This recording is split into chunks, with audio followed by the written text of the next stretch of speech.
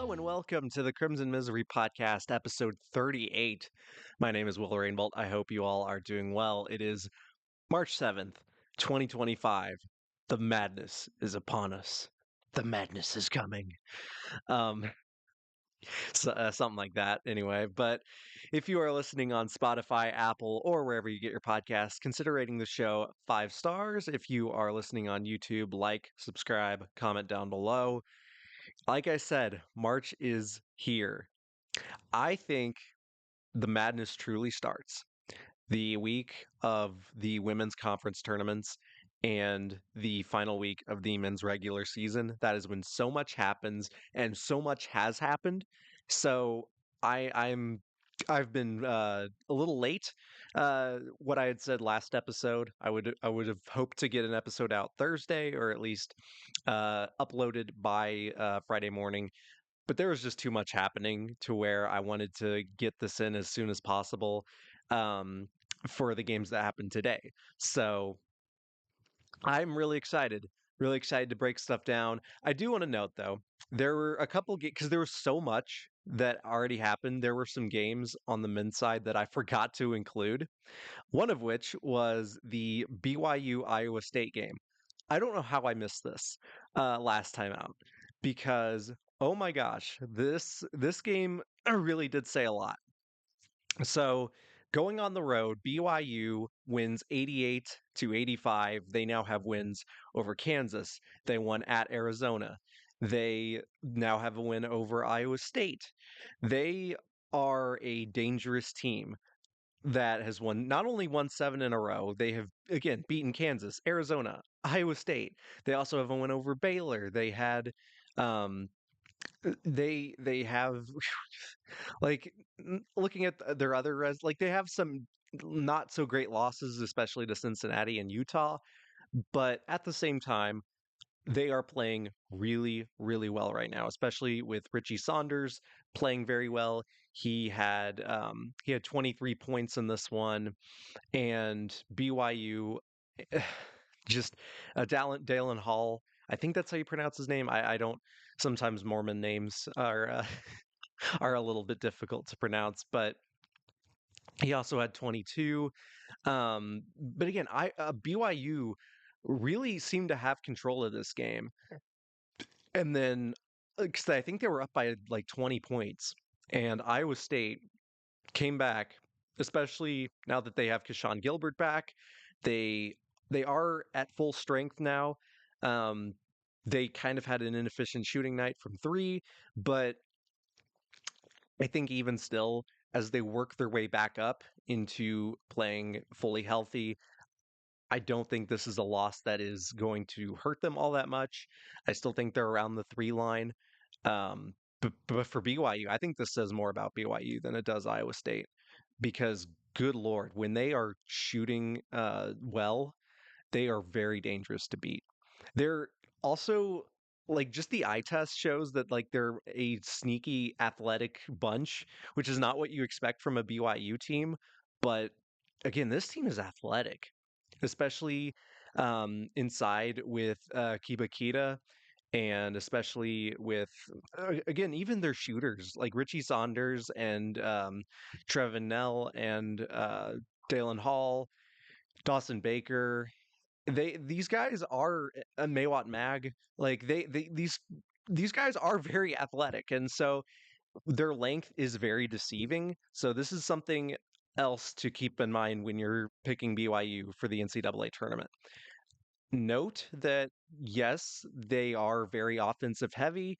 They are very much like a Florida or an Alabama in that regard. They're also not great defensively. I will get to the Florida Alabama game here shortly, but when they're not hitting threes, it can be a bit difficult to pick them. But also at the same time, you sort of have to go based off recent games that they've played, and they have been playing really well, and they've shot the ball stunningly well over the past 3 weeks. It's pretty insane. 12th currently in offensive efficiency. They don't seem to show signs of slowing down. They're probably going to put up another really good game against Utah, even though they did lose to the Utes. early on. But anyway, let's move on to Wednesday. We have quite a week to get to. So Tennessee loses at Ole Miss 78 to 76. This definitely moves Tennessee off the one line. They could not afford another loss, especially in the regular season. So now, in order for Tennessee to get a one seed, they pretty much have to win the SEC tournament now. They pretty much have to. They were leading for quite a bit.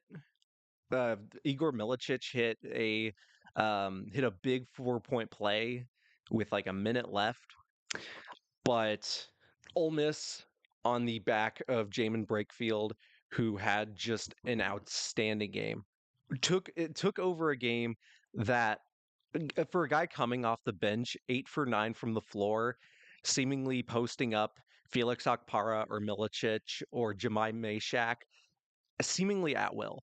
This dude took over. No matter who guarded him, Rick Barnes for some reason wasn't double teaming him. I guess it was because of the threat that Sean Padula had. And speaking of Sean Padula, he also he also made a big layup. And literally I don't know about teams like Ole Miss and Mississippi State and Vanderbilt. Like I just don't know what to expect from them in the tournament. But again, if a guy like Jamin Brakefield can take over like that against the best defense in the country, Ole Miss can really do some damage. But that being said, they're not like they're also not the what was I where was I going with that? They're again, their size is a little concerning, but I think overall they're I would pick them ahead of Mississippi State on a neutral court. I believe Ole Miss has lost twice now to Mississippi State. That yeah. So, but I haven't really been that impressed with Mississippi State overall. They just lost at home to Texas, as I talked about, and so recency bias shows me that Ole Miss is better right now, at least, than Mississippi State, or they're playing better right now, despite Mississippi State having swept them earlier on. But again, for Tennessee, this is something that I've talked about before. When they're not hitting shots and their defense does break down against an offense that has a guy like Jamin Brakefield, they are vulnerable. Against a bad matchup, there is a non zero chance that we might be looking at a 15 over 2 because I've seen there are the more instances in the tournament where two seeds have gone down. I'm not talking about the 16 over ones because those were just there were some special cases for those games. But as for the two losing to the 15, a lot of the time, if we're talking about, especially recently, say Georgetown over or Florida Gulf Coast, Dunk City over Georgetown, or we talk about Oral Roberts over Ohio State.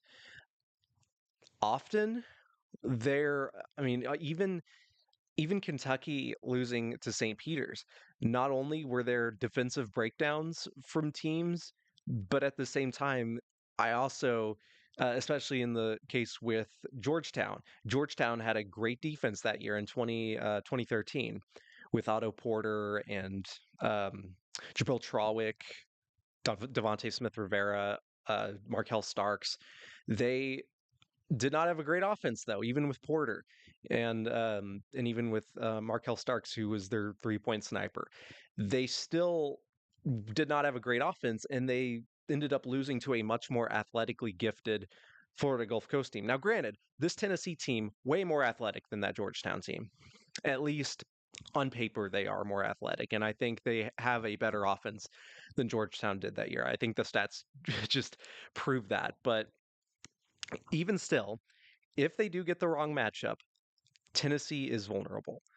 And I think in my heart of hearts, Tennessee probably at least wins the opening game.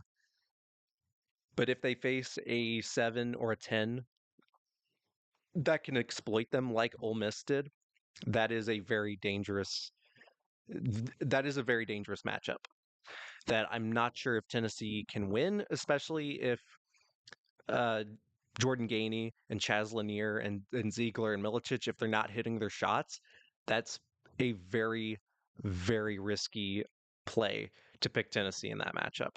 Now, granted, if they are hot, then if you're making a bracket where you're going chalk or you're wanting to take a 2 seed to the final four, because that does happen very, very often, then Tennessee would be an ideal pick for that. But at the same time, just a little forewarning, Tennessee is the type of team that seems to not make it past the first weekend. Even though they have the past 2 years, I'm just saying, like this team in particular has a bit of um, a bit more trouble to it, I think, especially with not having Dalton Connect anymore. Um, but this next game I wanted to get to, Florida and Alabama. This was basically for the 1 seed after Tennessee lost. Or well, I think this game happened beforehand, but Florida wins 99-94 going on the road, beating Alabama.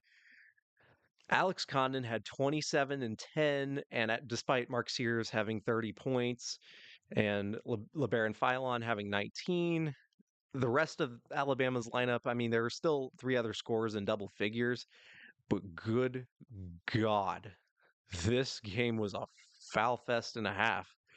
Because Jaron Stevenson fouled out. I know Philon was in foul trouble. Florida, I mean, I talk about Alabama's depth a lot. Florida does have depth.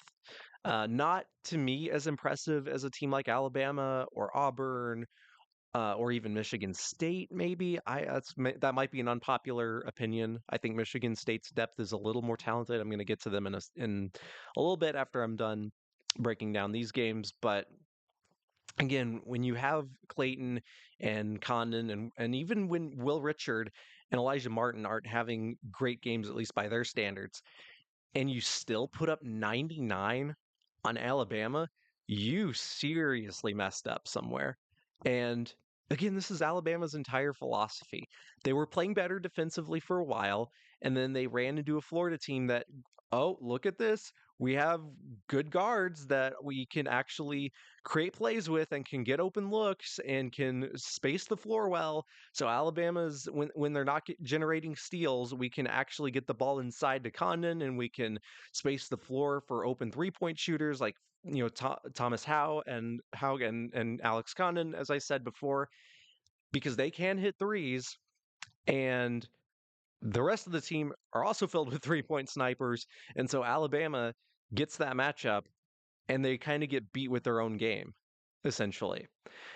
Florida now has wins over Tennessee at home, who was number one. They beat Auburn on the road, uh, and they've now beaten Alabama on the road.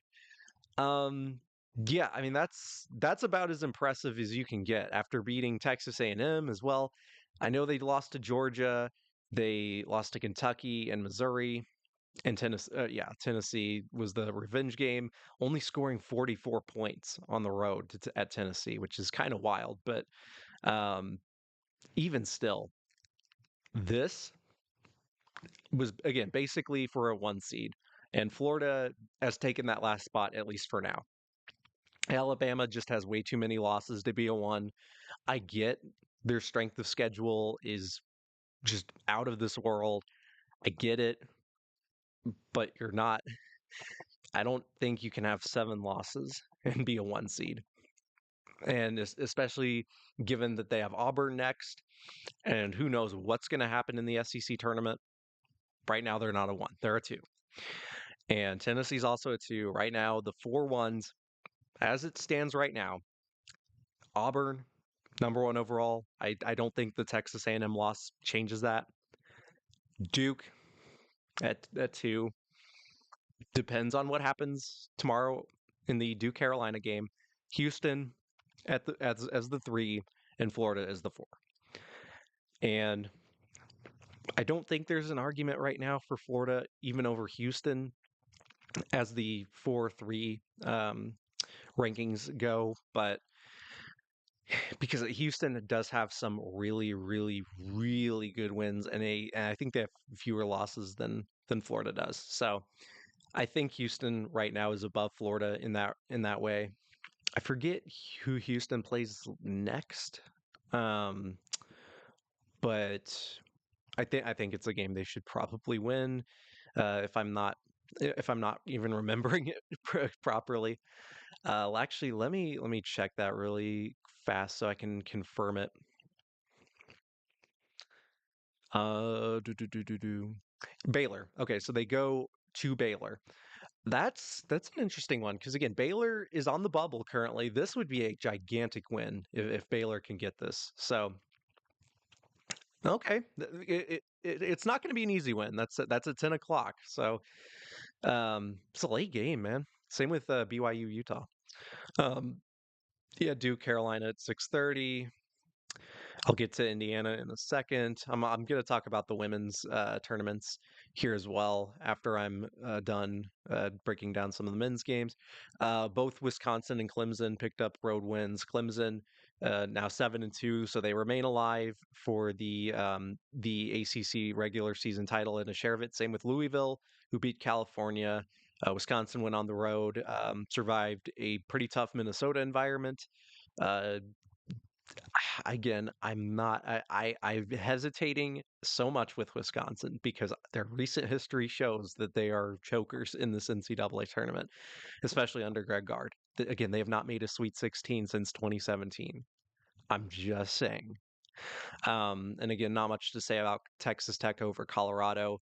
Very much expected. JT Toppin dropped 30 points. I mean, what do you expect at this point? They're on the I think they're squarely on the 3 line right now. There's a case to be made for a 2, but I think they have to win a couple games in the Big 12 tournament. Not sure if that'll happen, but we shall see. Maryland defeated Michigan 71-65.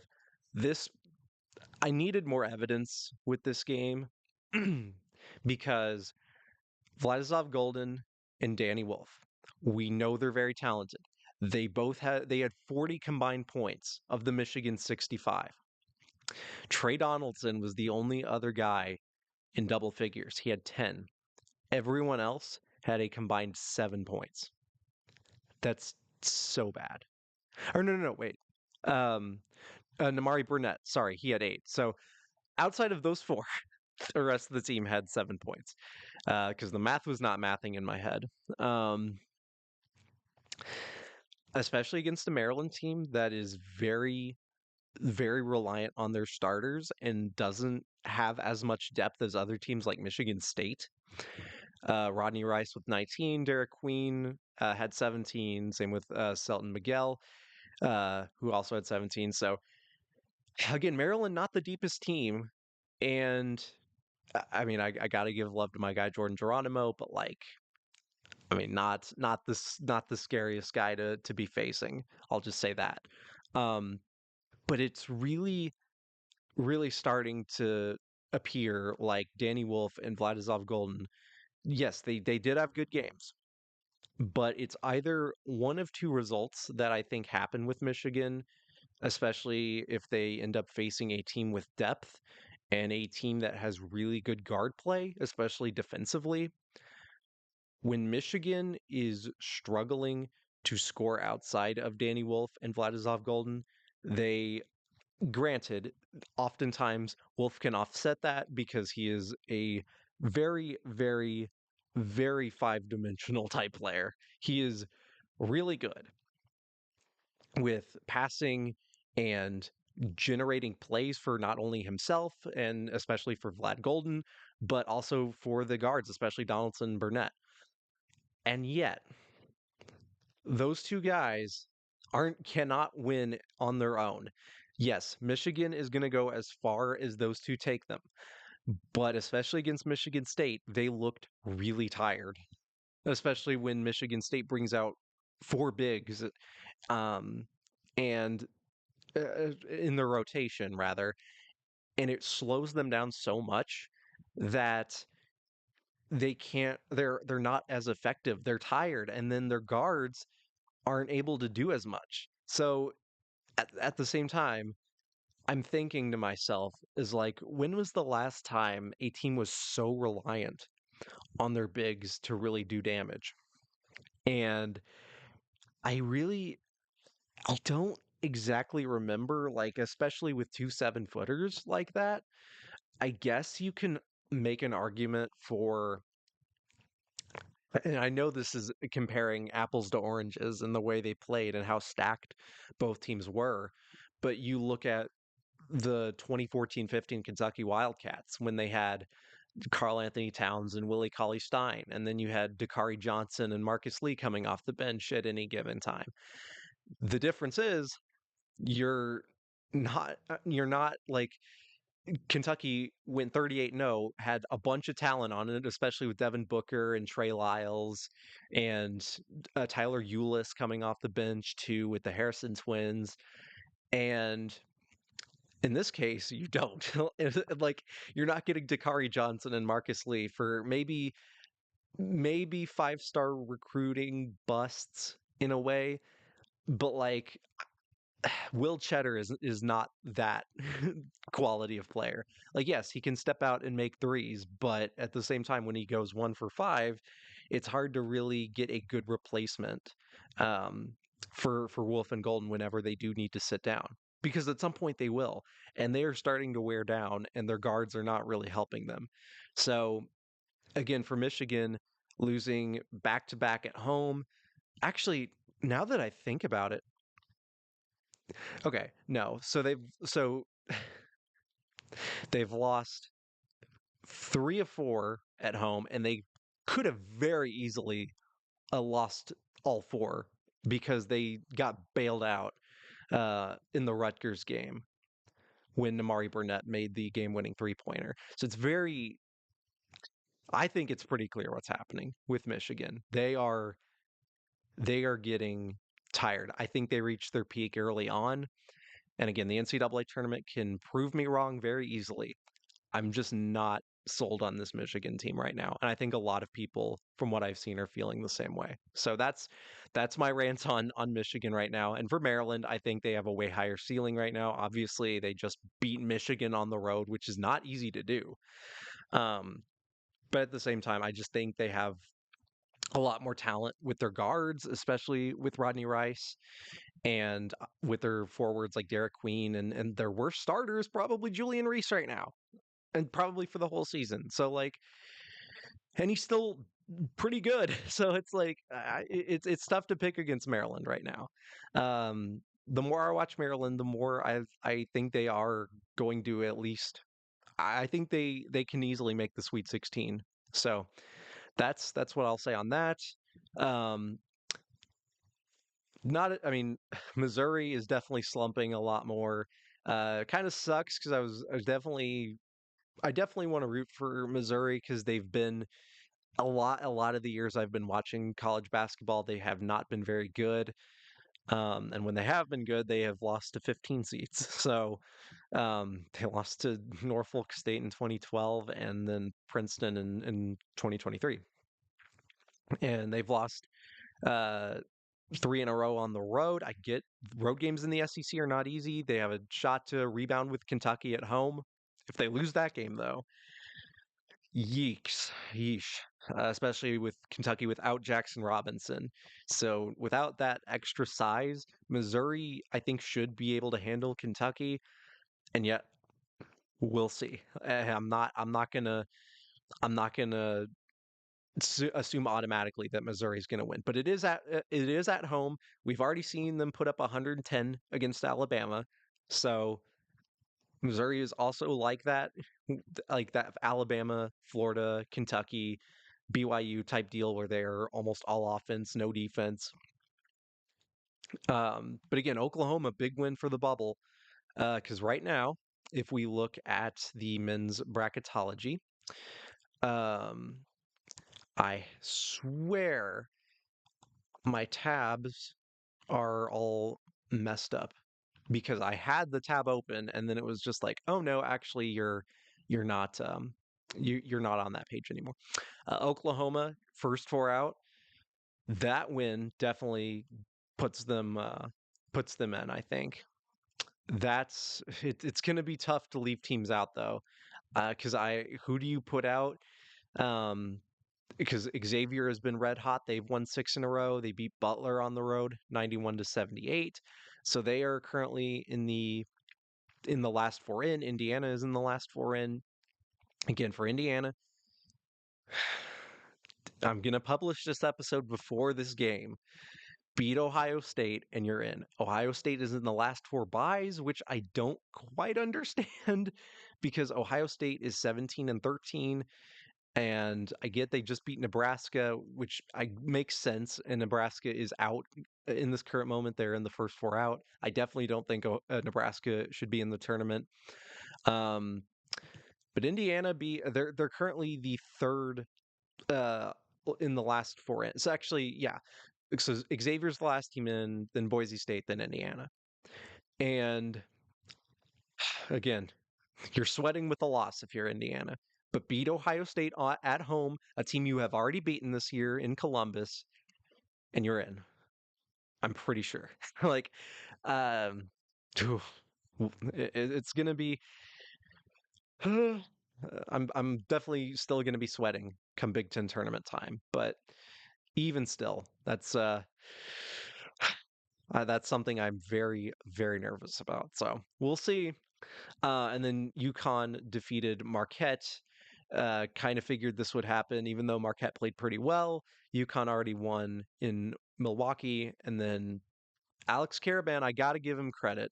He buried the what essentially was the game sealing three pointer.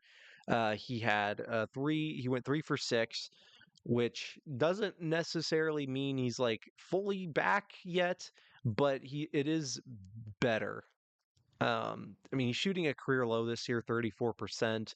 So if he truly ends up returning to that 2022 to 24 form where he actually is unconscious from three wherever he shoots it, then UConn is going to be pretty good. Same thing with uh I mean, Solo Ball didn't have a great shooting game, neither did Liam McNeely, but I've always been bullish on Marquette's defense. They have great scores in David Joplin and Cam Jones, and whenever Chase Ross and Stevie Mitchell can actually hit the broadside of a barn, Marquette went 3 of 22 from three, and they still only lost by six. So, um, again, this also does say, like, again, I'm not fully convinced at UConn's interior defense. That's a big reason why Marquette was still in this game. But yet, I'm just not sold on either of these teams, to be honest with you. Um, and I'm gonna say that once the brackets get revealed, I'm gonna have a whole spiel on that. It'll be a great time because boy, we'll really get to see how long the episodes can be whenever tournament time comes around. So anyway, with that said, let's move on to some conference tournament action. The Northeast Conference kicked off. They're in the quarterfinals as of Wednesday. Um, we had Long Island defeat Chicago State. St. Francis beat Wagner. Fairleigh Dickinson.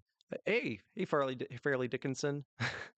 Purdue Slayers, beating Stonehill 71-56. Central Connecticut, who I believe won the Northeast Conference, beating Lemoyne 86-67. Um, yeah, so the next game will be tomorrow against Fairleigh Dickinson. So the Northeast Conference will resume then, which is so weird how the quarterfinals are like spaced apart, which is very weird. But at the same time, what can you do? Um, so yesterday, which was Thursday, only a couple ranked matchups, but Michigan State clinched the outright Big Ten title, beating Iowa 91-84. With, I mean, Iowa. Granted, they tried. They really tried. They were shoot. They went 9 for 23 from three, but Michigan State went 9 of 27 because again, Iowa's not the best defensive team, and Iowa was leading for quite a bit and had a pretty good sized lead, and then Michigan State just went psycho in the second half. That's been a theme all year long for Michigan State, and that's what their depth really proves to me is that they are a second half team and they can just win even with that, and they can win convincingly in the second half too. We saw it against Oregon. We have seen it now against Iowa. We saw that against Wisconsin. It is like they are just trying to find their rhythm in the first half and still only usually trail by they usually trail by less than 10 or they're up by a few, and then in the second half they just go berserk. Like genuinely, it's genuinely astounding to me. So congratulations to Michigan State. They are the one seed in the Big Ten tournament at 16-3 now. Their last game against Michigan. I'm very intrigued to see how that goes. Again, it's the March feel, man. It's that March feel. I'm so excited. And then Arch Madness. We got Arch Madness in the Missouri Valley. So, just to recap a little bit in the first round, before I move on to what happened today on Friday, Southern Illinois defeated Indiana State 86-85. Illinois State defeated Missouri State 70-54. And also got to shout out the West Coast Conference also starting up. San Diego with a slight upset, 2-16 over 4-14 in the West Coast Conference. San Diego defeated Pacific 81-77. Not a ton to say there. And if I wish it was a little more organized, but alas, what can you do? Uh, Especially in the Missouri Valley as well. Valparaiso defeated UIC 67-50. Summit League as well. We have St. Thomas, Minnesota over Denver 80-62 in the quarterfinal. Same with where is it? Where is it? I again this the way this is formatted is so strange to me. Um, Oh yeah, and then the Patriot League championships. I forgot to mention that. Navy defeated Boston University 86-78. American defeated Lafayette 71-69. I believe Emma Vigland's uh, alma mater, Lafayette. So sorry, Emma. Uh, not that I mean, they were 13-20. So Bucknell defeated Loyola Maryland 76-72, and then oh yeah, there we go. Yeah, in the Summit League quarterfinal as well, Omaha defeated Kansas City 70-61. So uh, big stuff happening. Big stuff happening. We also do have Horizon League action where Oakland defeated Milwaukee in a slight upset. Um, in that one, and then Robert Morris at 15-5, I believe they won the Horizon League, 83-62 over Wright State, and then Cleveland State defeated Northern Kentucky 68-63. That's going to be quite. It's going to be quite the matchup to see what ends up happening. So the 10th is the quarterfinals or the semifinals, I believe. So Robert Morris will be facing Oakland, and then I believe Cleveland State will be facing wait who uh, Youngstown State. That's right. Yeah, Youngstown State. So very interested to see who wins that. This one hasn't started yet, but it'll be really good to see. UC San Diego beat Long Beach State 70-63, and then as well as UC Irvine. If I can find their game, they defeated UC Davis 88-59. Oh my God, yeah, Miles Che put up 31. I wanted to mention that too. It's going to be if in fact UC San Diego and UC Irvine meet in the Big West tournament final. Oh boy, that's going to be incredible.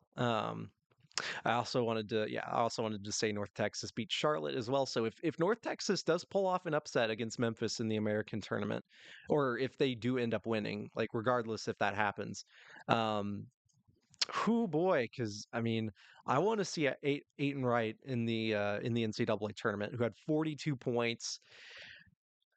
against Charlotte.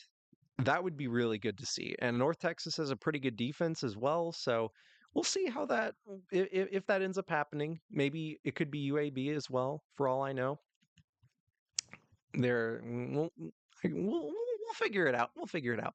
Um, anyway, so moving on to today, there are some games still going on as I'm recording, but I think the points here because I wanted to talk about more of the Missouri Valley now that Drake and Bradley are in the mix as well. So Drake is moving on to the semifinals. They defeated Southern Illinois 70-53. They will be facing Belmont in the semifinal. And then Bradley also won. They defeated Murray State 70-62. So I believe they will be facing, yeah, actually, no, that's yet to be determined. What's the other matchup? That's where is it? I literally cannot find the game. It might be still going on. Um, this is great podcasting. Yeah. So likely they're going to be facing Valparaiso. They are currently beating Northern Iowa 45-32, which would be an upset because Valpo is only 6-14 in the Missouri Valley. Northern Iowa was 14-6. So we'll see if Iowa can make a comeback. Game is definitely not out of reach. So that'll be interesting to see. But both Bradley and Drake moving on. So it could be likely if both of them win tomorrow, we'll get a Bradley versus Drake matchup in the MVC tournament final. And that would also be a really good game. I mean, this is just crazy how much action we're going to be getting. Oh boy, oh boy. Um, so then, oh yeah, so the Memphis game is currently going on as well. Speaking of which, they're trying to close out with a win. They've already won the American outright, and then they're currently up by 13 against South Florida at home. So should be able to win that one. Even okay, now they're up by 10. Good call, Will. I'll check back in on that as I move forward. Kind of also some bubble action going because Boise State is one of the last teams in. They're currently tied with Colorado State at home at halftime. Um, if Boise State were to win, both teams would be 15-5 in the Mountain West, which is kind of crazy to me. So, um, believe is Colorado State? Nope, they are not even considered for the bubble right now. So, uh, oh no, that's the wrong bracketology. Okay, no, never mind. Yeah, they're in the next four out. I was looking at the women's bracket. uh Goodness. This is wonderful. This is truly like I get because I try to be as like well planned out as I can be, but there are just sometimes where my brain and the tabs and the computer and the websites just don't seem to want to work. So I'm going to try to be a little more consistent here. So, um, but with that, we have Illinois beating Purdue 88-80, closing out the regular season for both teams. Purdue, after making the national championship, has 10 losses. Illinois will go into the Big Ten tournament with 11. So, Trey Kaufman-Wren, we all know he's had a great year, 29 points in this game against Illinois, but neither team has a ton of size. Trey Kaufman-Wren is, again, they're technically they're power forward, I guess, along with Caleb First, I would say, as their front court suggests. But First did not have a great game. He's not had a great season, only averaging 4.6 points as a 6'10 guy. Um, Not great, to say the least. So, but again, neither team has that much size, especially, Thomas Lavivicic in foul trouble in this one. But Illinois was hitting their threes. I know it's incredible, right? They went 11 for 30. A team who has struggled so much, who could not buy one against Duke, who has struggled just so often this year. The Duke game, I think, did wake them up slightly though. They hit their threes against Michigan, and they did so against Purdue. So what does that mean? necessarily. Well, to say one thing, neither Michigan nor Purdue have great defensive guards. Now, Braden Smith, yes, he is a better defender than almost anyone they have on Michigan. I feel like, especially now that that Michigan is being worn down, but especially perimeter defense with 3-point shots. Neither team is particularly great at defending. Purdue has, throughout the year, has not been a great 3-point defense team. Michigan is just continuing to slow down, and the stock is going down like that, like the graph essentially. So Illinois, yes, they are hitting their threes, but there is a little bit of a pause for me because if teams are able to guard the perimeter, Illinois, regardless of who they play, shoot a ton of threes. If they're going down, great. They are really difficult to beat. If they're not, and that has been happening so often in conference play, then oh boy, they're really vulnerable. So it really depends on which offense shows up, and it depends on this more than almost any other team. I feel like really depends on who they get matched up with in the first round.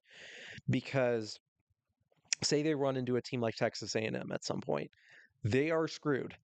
Like Texas A&M is a really, really good defensive team. Yes, they did struggle, and I'm aware of that, but they make teams uncomfortable, especially when you're so 3-point oriented. And at the same time, they also, Illinois, does not have a ton of size aside from Ivisic and I guess, I mean, even like who else is like really provides a lot of size? Like Will Riley and Trey White and Ben Hammerkaus and Jake Davis are all kind of like stretch players. Like they're not really interior defenders. Even Tomislav Ivisic is not the best interior defender. Same with Kaspers Jakuchonis. And that's really concerning for the same deal with like it's almost worse than UConn in a way, where the interior defense is going to be really concerning. I just don't think this team for Illinois is really built to win like more than 2 games at max. And because if they get with the wrong matchup, that's going to happen because they're going to shoot a lot of threes. And if they don't go down, then they're going to lose. And I say that with the utmost confidence. Purdue, on the other hand, they have a lot of really great pieces. Yes, but kind of the same deal. Aside from Kaufman Wren in first, they're again the injury to Daniel Jacobson really an alternate reality with Daniel Jacobson actually being a part of this Purdue team would be very interesting to see because I feel like they would be really, really just so much more tough to play against. Because instead of relying on First and Kaufman Wren and Raleigh Burgess in the front court for interior defense and scoring, like yes, Kaufman Wren is a really good scorer. I'm not objecting to that at all. But yet again, um, especially when you have Braden Smith going 2 for 9 against an Illinois defense that's not, you know, they're not the best perimeter defending team either. So it's really interesting to see where this Purdue team matches up, especially in the front court. If they are able to face a smaller team, yes, like a Fairleigh Dickinson 2 years ago. I actually think this team is a little more like adjustable to that than say a team with an actual center. Um, because good lord, this like if they match up with the wrong person, they could also or with the wrong team or person or the wrong center, like that gives me some pause a little bit. So I'm gonna be really watching who they get matched up with in the first round. Um, and then I'll have, of course, my insight on that once it ends up happening. So, yeah, I mean, this is a big college basketball weekend. A lot of games to watch out for. Um, I'm so excited, man. Like Sunday has like the least amount of ranked matchups, e- even though there are a lot of semifinal games happening, especially in the SoCon and in the Southland. The Southland tournament's also starting. The quarterfinals of the West Coast Conference is starting.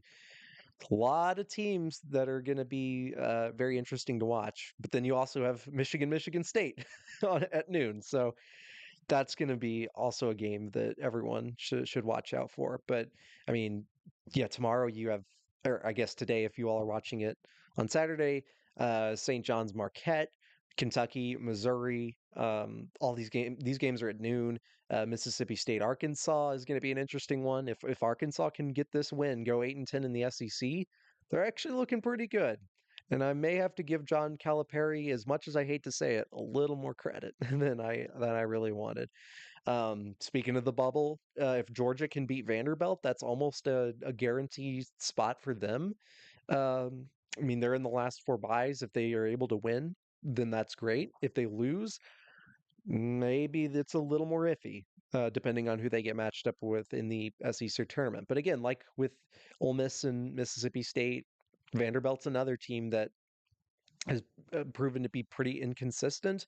They have great wins, but also you can't really lose to Arkansas by 13, especially without Boogie Fland at home. So that's going to be interesting. Um, as Vanderbilt peaked, we'll see. We'll see. Iowa State also plays Kansas State. Will they be able to get not only get their revenge against Kansas State, but also get back on track after the loss to BYU? And can a fully healthy Iowa State, now that they have all their pieces left, or pieces together, is Iowa State going to be able to actually work more as a team and play better than they did against BYU? That's something we'll have to see.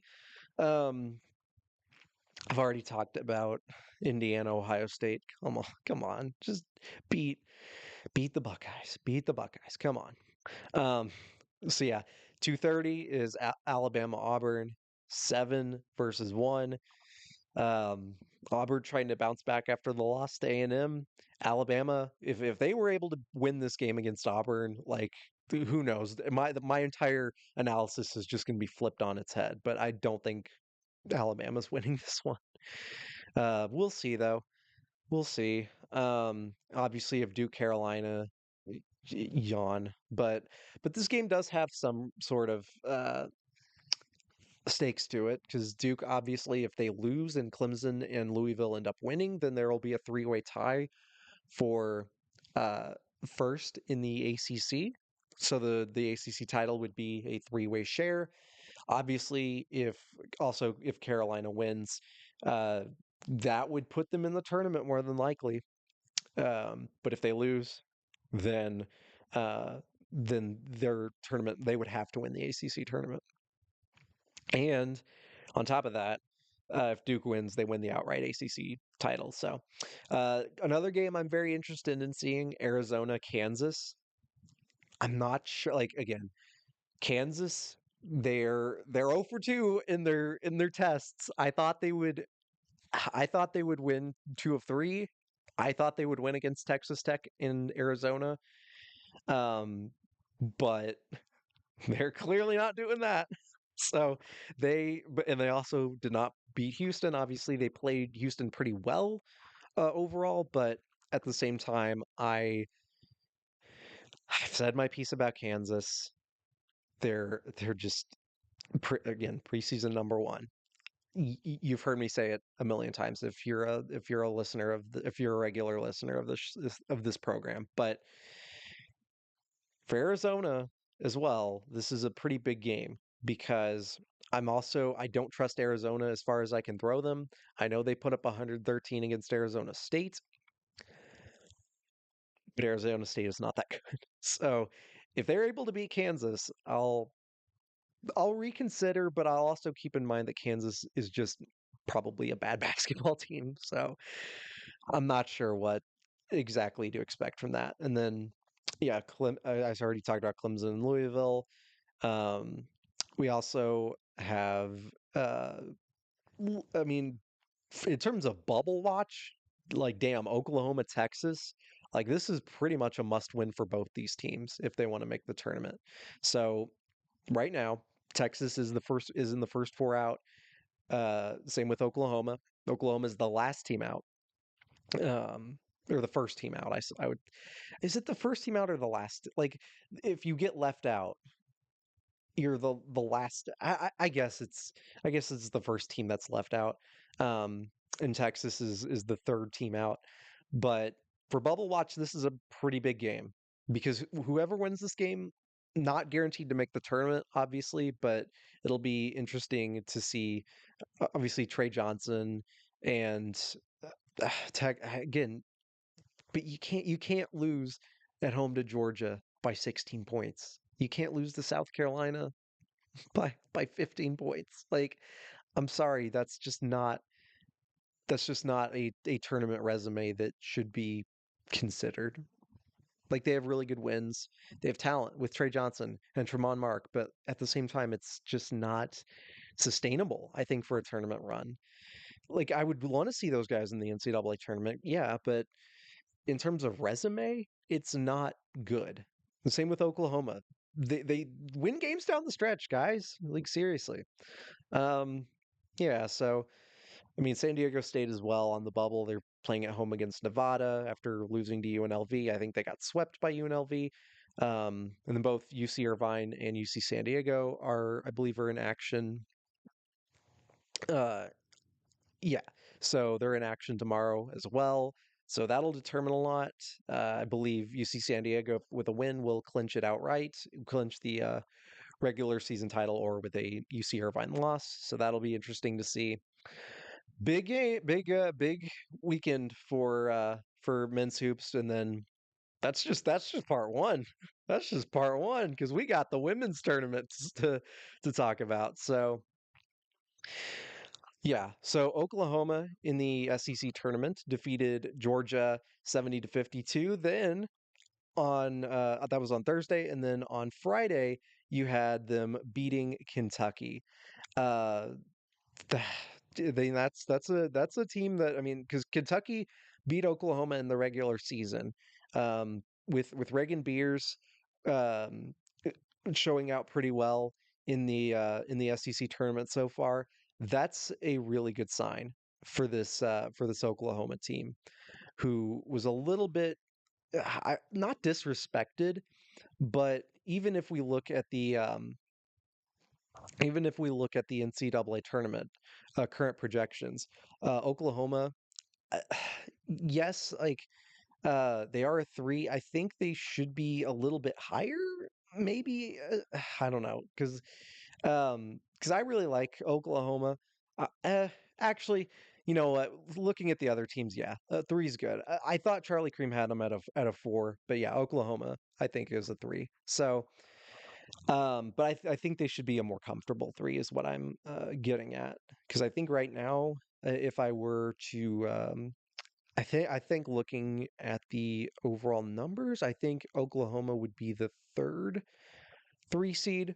Okay, yeah. So I think they should be more comfortable as a three seed. I don't, especially with the win over Kentucky. So um, North Carolina also won their first round matchup and then beat Florida State. They got their revenge, 60 to 56. Their defense showed up, especially because both Renaya Kelly and Alyssa Usby are back. I thought it would take a little bit of time for them to get comfortable playing with each other again, but and in a way they were, but at the same time they looked pretty good, especially slowing down a very high octane Florida State lineup, um, especially slowing down Tanya Lotson, who only had 13 points in this game. And again, Tanya Lotson averages 25 points per game. Like that's crazy. One of the best scorers in college. I'm really looking forward to see how she does in the NCAA tournament. But I would not qualify that as an upset, but at the same time, still a great showing for North Carolina. Same with Duke, who beat Louisville in the quarterfinals today. Um, Louisville is definitely on the downward spiral right now. I'm not sure if Jeff Waltz necessarily has the talent level to really do well. I mean, especially after getting upset by Middle Tennessee last year, that'll be very interesting to see what they end up doing. Baylor, that the Indiana win against Baylor earlier on is looking a lot better. They beat Iowa State 69-63 in the quarterfinals. Both are tournament teams, but Iowa State definitely had a lot more expectations that they have not really fulfilled so far this year. And then, oh my gosh! So while I was waiting for the Indiana game, um, there was also, well, I actually wanted to talk about Tennessee on the women's side as well, facing I, they lost to Vanderbilt uh, on Thursday after winning their first round matchup. I believe that was against Texas A&M. Yeah, where they held the Aggies to just 37 points, and they lost to Vanderbilt, who then lost to South Carolina. Not much of a surprise. Texas looked a little more vulnerable, especially in the fourth quarter. Like Ole Miss put up a pretty good fight. Um, Texas ended up winning those 70-63. So both Texas and South Carolina could be on a path to meet each other in the championship game. I'll get to the semifinal matchups that are happening tomorrow as well. And Indiana, they beat Oregon, so I think that was the win that pretty much got them in the tournament. They played USC very well, but it's really difficult to face Juju Watkins. And Kiki Iriafen as well just kept hitting every mid-range shot she took, it seemed. She had 21, Juju had 31, and Indiana really tried, especially look, I've said my piece about Yarden Gerzon, about how she is an Israeli Zionist. Um, Yet she hit 5 3-pointers with 23 points. Chloe Moore McNeil had 17. Shea Chesky had 15. Caroline Striplin had 10. They again against the USC team that is really good defensively. I picked them to win the national championship for a reason, right? And so the fact that Indiana played well twice against them and just fell short, I mean, USC is more talented than Indiana, yes, but Indiana still, at the same time, like it gives me a little bit of encouragement that they can at least play well in the first round matchup because I'm pretty sure Indiana's in the tournament. Well, once that happens, and then other game I wanted to talk about, especially in the Big Ten, was Michigan blowing the doors off Maryland, holding them to 6 points. Look, 6 points in the first quarter is bad. I get that Maryland has been hurt a lot this season after starting, I believe, like 14, 15 and 0. They have really gone on a downward spiral. But Michigan, especially with how young they are, with the three-headed monster of Jordan Hobbs, Olivia Olson, Silas Swords, it'll be interesting to see how Maryland fares in the NCAA tournament. I'm really excited to see what they are able to do because this is an up-and-coming Michigan team that is going to be so good. Not they may be really good next year. They're already good this year, but like the next 2 years, especially if Olson and Silas Swords end up staying, whew, that's going to be a Michigan team that really is going to be one to watch out for. Um, and not much to say about LS. I mean, again, without Flo J. Johnson, LSU still played really well. Adisa Morrow had 36. Had to pick up the scoring slack a little bit, but LSU wins 101 to 87. Ohio State ended up winning a very, very thrilling game over Iowa, 60 to 59. This game was pretty bonkers, and whew, yeah. So in this, I really was interested to see how both of these teams would end up playing out. But Cody McMahon hit the game-winning free throws. I believe it was like with 6 seconds left, I think.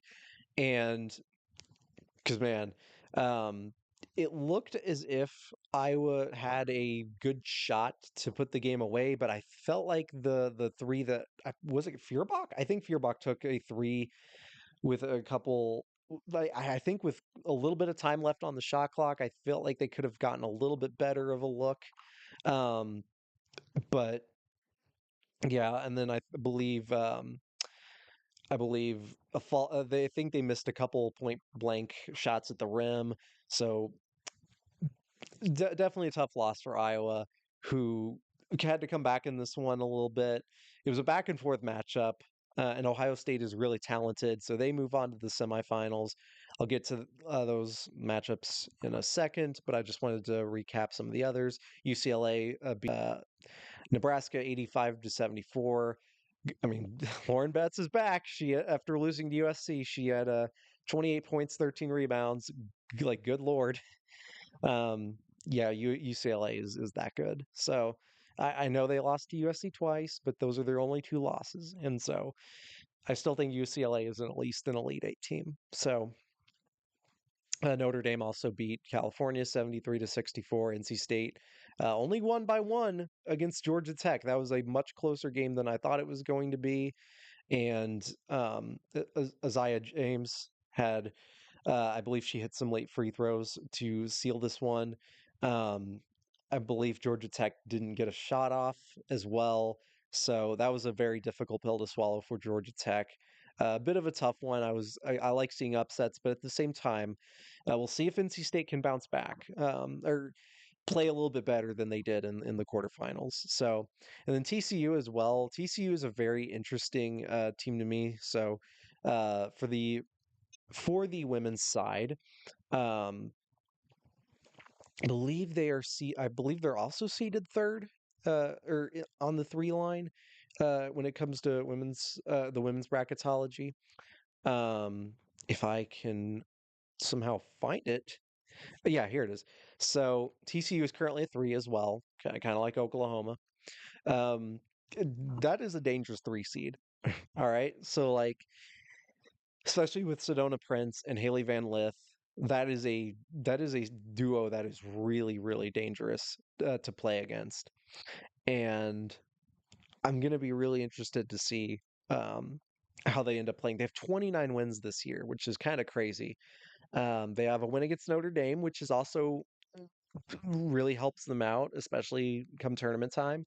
So I'll be very interested to see what ends up happening. And then West Virginia as well defeated Kansas State 73-69 in the Big 12 quarterfinal.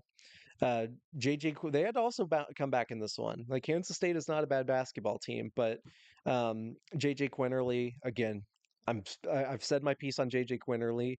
If you have not seen her play, you need to watch her play. Like, seriously, she's incredible. So also the Big East tournament, I believe, starts or doesn't start, but like the quarterfinals are tomorrow as well. I mean, North Carolina, NC State on at noon. You have UConn and St. John's in the Big East tournament.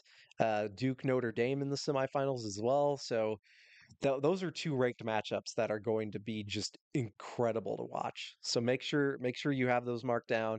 Michigan will play USC as well as who's let me it's so weird how this is like formatted. I don't necessarily like the fact that this is where where's where's the UC because UCLA should be on here, right? Yeah, they play Ohio State. Why wasn't it on there? Yeah, so Ohio State plays UCLA as well. So Ohio State, UCLA, Michigan,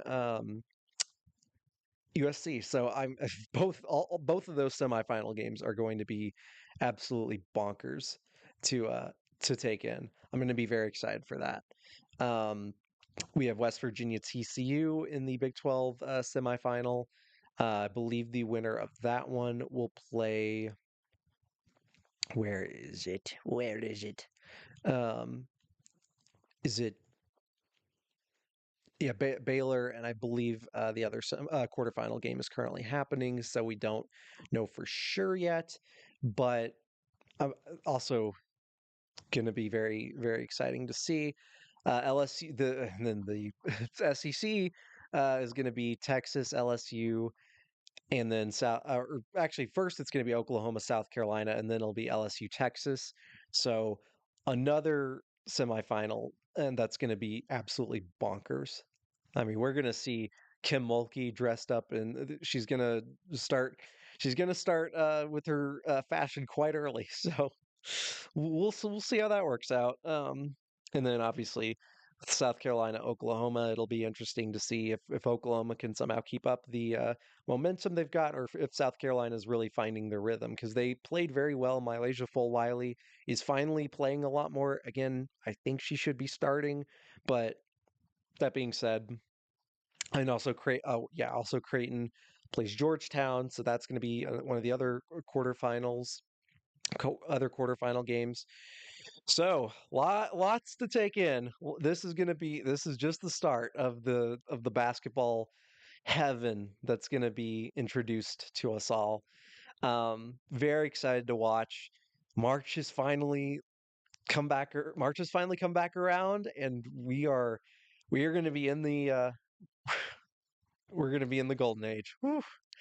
I tell you what.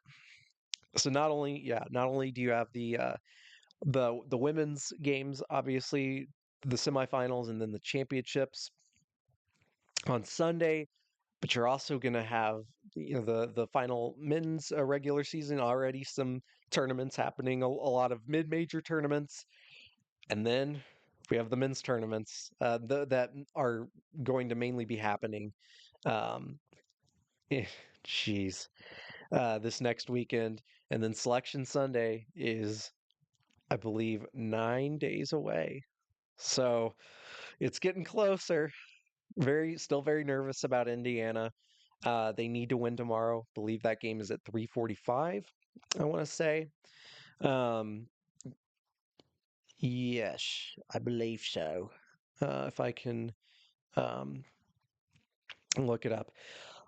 I will say though, um, yeah, 3:45. Um, Even if they don't end up winning this game, they'll go to 9-11, 18 and 13 overall. I feel like they would need to pull off kind of what they did 2 years or 3 years ago uh, with um, Trace Jackson Davis, and that was Mike Woodson's first year. I feel like they would have to win at least one game to get into the tournament. Still will be interesting to see where they end up getting seeded, especially if they win this game. But alas, we'll we'll find out. We will find out. Yeah. Also, Texas A&M plays LSU, so we'll see how Texas A&M if maybe trying to avoid a letdown game, of course, a hangover game after beating Auburn. We'll see how that goes. But I believe aside from that, again, Selection Sunday approaching. It'll be next weekend, which is very exciting. Um, Also, just wanted to say that yesterday, which was the 6th, was my 3-year anniversary of sobriety. I am 3 years sober, um, and yeah, just with different alcohol consumptions. Definitely, I'll just say that um, was not fun. It did not mix very well with me. So I guess the less I say, the better. But you know, very proud to be 3 years clean today. And if you are struggling with any sort of substance abuse, just know that you have people who love you and want you to get help and to get clean and to be in a better headspace, and be better both mentally and physically, to live your best self. And yeah, if you need help, don't hesitate to ask. Obviously, if you are under the influence or are drunk or high, um, get an Uber if you're traveling or have a designated driver. All that fun stuff. But yeah, just wanted to say that it's a personal milestone for me. So anyway, with that being said, thanks so much for listening. I'm very excited. This is going to be a bonkers weekend. I'll be back probably Monday or Tuesday to break down the action. I cannot wait to do that. It's fast approaching, and so I hope you all have a wonderful time watching the games, and hopefully you get as much excitement out of it as I will certainly be getting. So, thanks again. Hope you have a wonderful weekend, and I will see you next time. Bye bye.